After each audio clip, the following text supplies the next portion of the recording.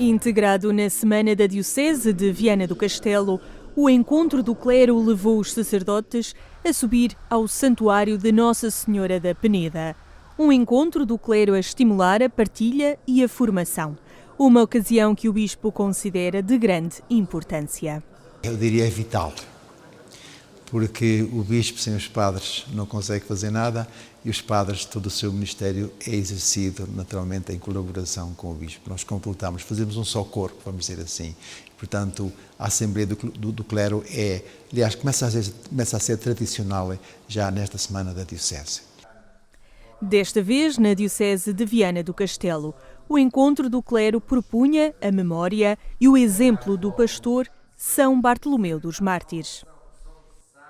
E esta figura, que é muito importante e central na nossa vida espiritual também na própria Diocese e que nos ajuda, de certa forma, a olhar para nós como sacerdotes, como pastores. São Bartolomeu, a figura do pastor, mas também aquele que se preocupou de uma forma extraordinária na formação do clero. Ter clero capaz de levar a palavra de Deus ao povo de Deus, capazes também de serem pastores, não só pela sua formação espiritual e humana, mas também pastores da ternura de ir ao encontro do povo. No próximo fim de semana, as dioceses de Viana do Castelo e Braga assinalam a santidade desta figura que sempre trabalhou pela renovação da Igreja no seu tempo. Ele pugnou pela reforma da Igreja, desde o Papa, bispos, clero, vida religiosa. Foi um grande homem da Igreja, foi uma lufada de ar fresco, foi uma veia reformadora fortíssima, num período em que a Igreja precisava seriamente disso. A memória de São Bartolomeu dos Mártires, evocada num lugar por onde passou em vida e nos territórios geograficamente acidentados que foram a sua seara pastoral. São Bartolomeu dos Mártires viveu como eu naturalmente, para ser um bom bispo, se vivesse no tempo dele, teria de viver também.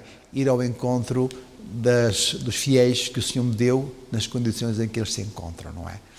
Agora que os tempos eram duros e que as visitas eram duras, nós não voltávamos a casa, hoje não voltava a casa ao fim do dia como eu a minha volta, não é? Eles naturalmente saíam, no caso concreto, ele saía de Braga e eram semanas, se não meses, que ele andava a visitar a sua diocese, calcorreando aldeia em aldeia, paróquia em paróquia, e visitando exatamente, e convivendo e vivendo no meio da sua gente. O Santuário de Nossa Senhora da Peneda não foi escolhido ao acaso para este encontro presbiteral. Insere-se no itinerário mariano que marca este ano pastoral, que é também o terceiro ano comemorativo dos 40 anos da criação da Diocese.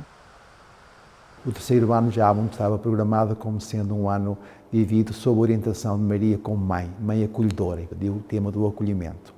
Então, neste caso, o vigário para o clero nem precisou de me consultar, ele próprio escolheu a Peneda, que, além de ser um lugar idílico, é um lugar emblemático e com um peso muito grande na Diocese. E agora, eu diria uma certa inconfidência pessoal, e um dos lugares que eu mais aprecio, e eu não venho mais vezes por ser tão longe, onde de facto já passei dias e horas muito agradáveis da minha vida. O Santuário de Nossa Senhora da Peneda é um lugar de beleza natural, onde se chega pela insistência nos caminhos e veredas que ali conduzem. São veredas e são caminhos e curvas e contracurvas com toda a sua beleza que podemos, em cada momento do ano, poder vivê-la. Claro que este santuário é mais conhecido em Espanha, em Ourense, em Vigo, do que é conhecido na cidade do Porto, por exemplo, estamos muito próximo. Mas temos muitos peregrinos, muitos visitantes de muito lado, que ficam, digamos, cheios de espanto como é que foi possível construir um edifício, um santuário com aquelas características no meio do nada, podemos dizer assim. E toda a sua envolvente ajuda a tornar um rico santuário que nós temos na nossa Diocese.